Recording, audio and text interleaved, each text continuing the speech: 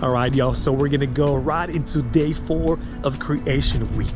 Yes, so we've been talking about Creation Week ever since the last time we had our mini devotionals, and we have just gotten caught up with that. So wishing you a happy new year still, 2024.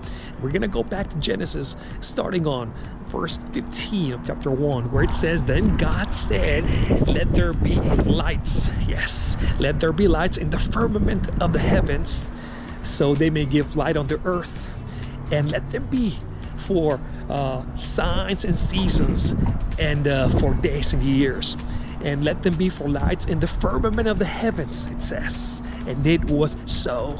And God made the 2 great lights, the greater light to rule the day, and the lesser light to rule the night.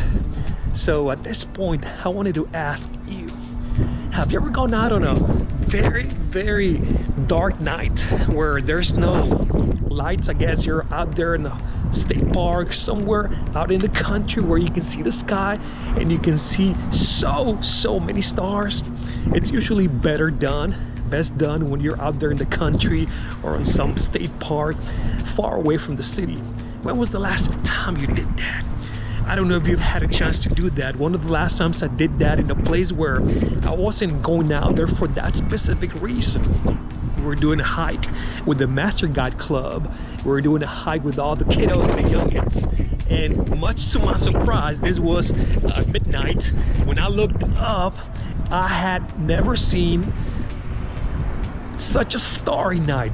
I had never seen a night where the stars showed so bright that it was just unbelievably beautiful. When was the last time you did that? Well, on the 4th day of creation, God created lights in the firmament, in the heavens, in the sky. And then it talks about the 2 great lights.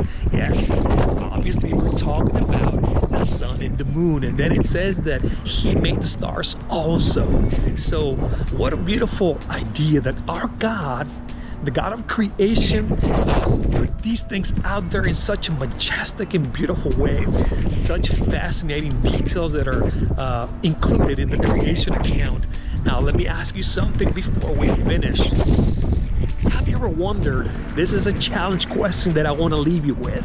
Have you ever wondered why it calls them the greater light and the lesser light? Why does Moshe, call the 2 great lights the greater light and the lesser light? Why not just call them what everybody calls them, even in scripture, the sun and the moon? They had those words in scripture. I'm going to leave you with this question because, think about it, it is Moses who wrote the Pentateuch, who wrote the first 5 books, the Torah, the law, and Genesis is the first one. We're talking about chapter 1. Moses lived after the fact. He could have just well called the greater light the sun and the lesser light the moon. Why do you think Moses, in describing creation, did not call the greater light sun and the lesser light moon? What do you think? Keep me what you think. Share it with us, all right? So God bless you. I want to encourage you to go back to Genesis, go back to the creation account, look into all those fascinating details that God gave us. God bless you. We'll see you next time.